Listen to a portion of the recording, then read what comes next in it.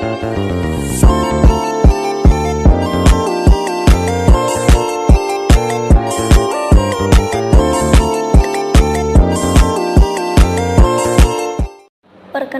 nama saya Nur Wahidah Hilmi dengan NIM 23010062.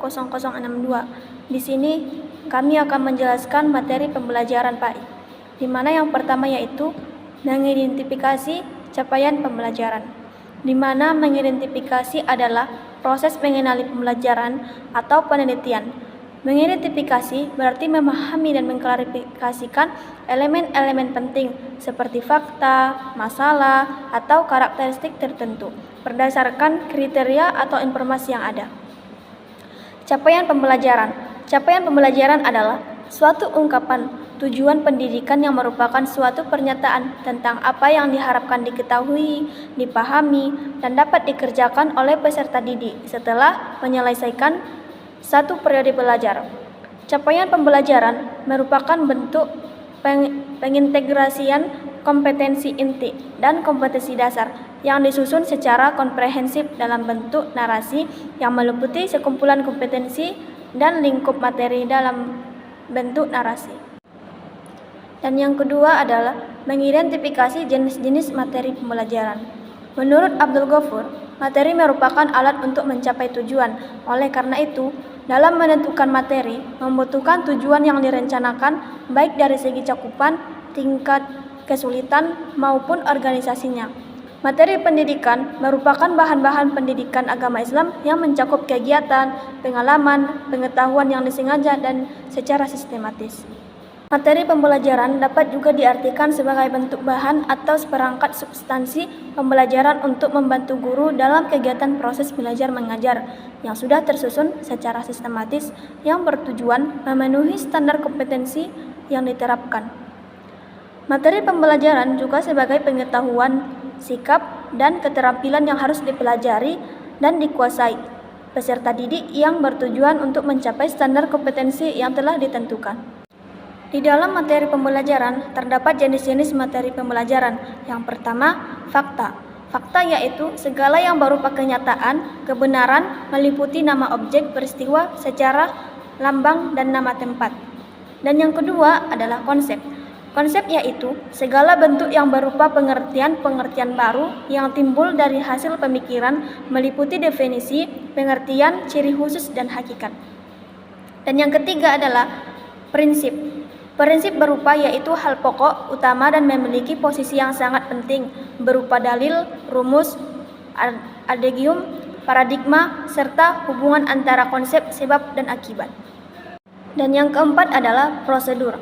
Baiklah, saya akan melanjutkan penjelasan dari Saudari Nur Wahidah Hilmi di mana mengenai materi pembelajaran pendidikan agama Islam menurut Sahriani adalah bahan ajar yang sudah tersusun secara sistematis dan terencana untuk membantu peserta didik untuk mengenali, mengimani, dan menghayati ajaran-ajaran agama Islam. Yang kedua, pendidikan agama Islam adalah materi pembelajaran dalam studi pendidikan agama Islam yang bertujuan untuk mengubah tingkah laku dan perilaku serta sikap peserta didik dari yang kurang baik kepada yang lebih baik.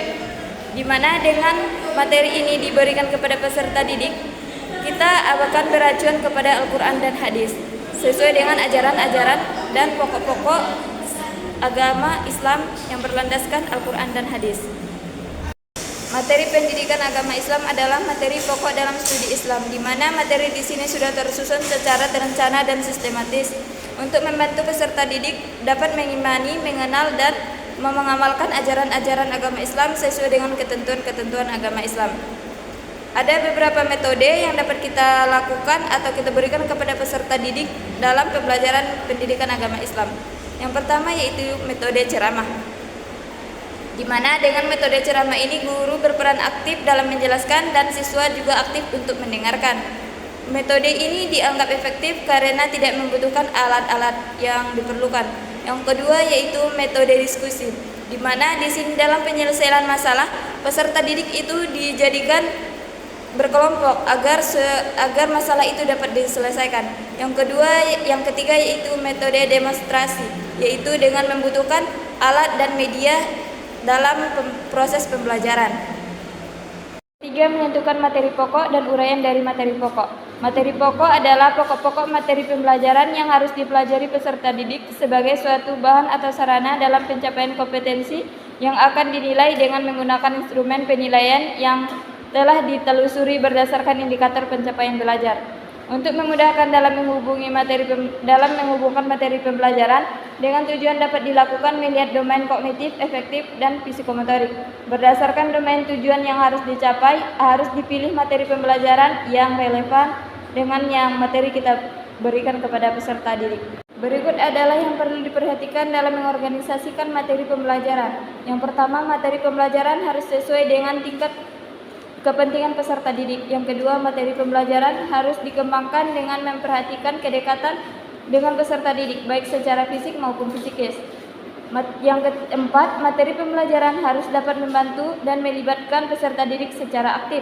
Yang kelima, materi pembelajaran dalam setiap kelompok mata pelajaran harus mengacu pada SKKD yang jelas serta memiliki makna yang sesuai dengan kebutuhan peserta didik. Yang keenam, Baiklah, kita akan melanjutkan pembahasan dari teman-teman sekalian. Dan pembahasan selanjutnya itu merupakan prinsip-prinsip materi pokok. Jadi, prinsip-prinsip dari materi pokok ini ada 3, yaitu yang pertama ada yang namanya relevansi. Yang kedua ada yang namanya konsistensi. Dan yang ketiga ada yang namanya adequacy. Yang pertama adalah relevansi atau kesesuaian.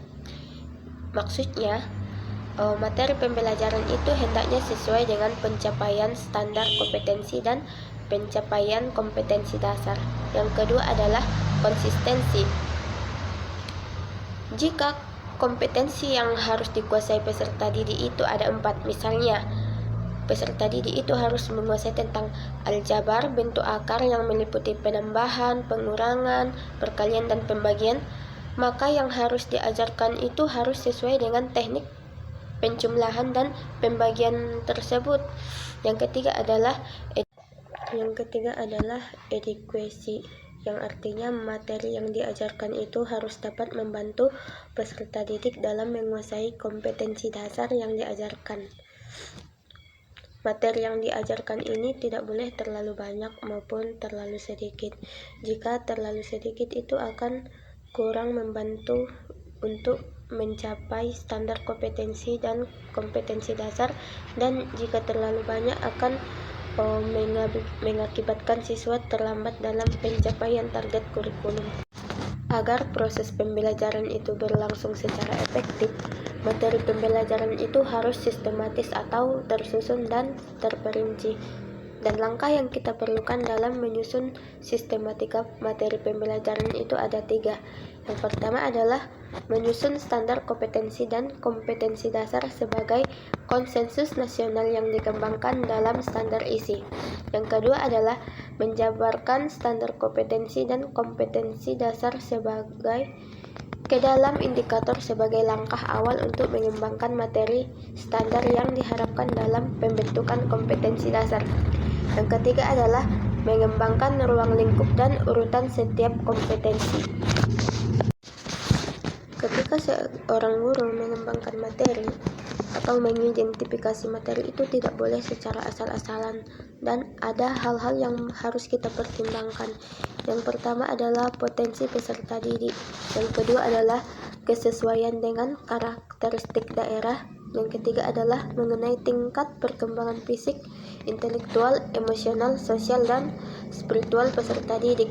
Yang keempat adalah manfaat yang didapat peserta didik.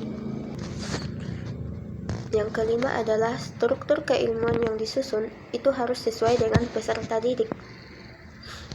Yang keenam adalah kejelasan materi yang disampaikan pada peserta didik. Yang ketujuh adalah sesuai kebutuhan peserta didik tapi tidak bertentangan dengan kebutuhan lingkungan. Dan yang kedelapan itu ada yang namanya alokasi waktu atau batasan dalam setiap mata pelajaran. Jadi setelah mendengarkan penjelasan mengenai uraian materi pokok tersebut, dapat kita simpulkan bahwa materi pokok yang akan diajarkan itu harus sesuai dengan struktur keilmuan yang sudah dibuat. Dengan adanya struktur yang tersusun secara sistematis akan lebih mudah dalam mencapai pencapaian pembelajaran yang sudah ditetapkan. Sekian dari saya. Wassalamualaikum warahmatullahi wabarakatuh.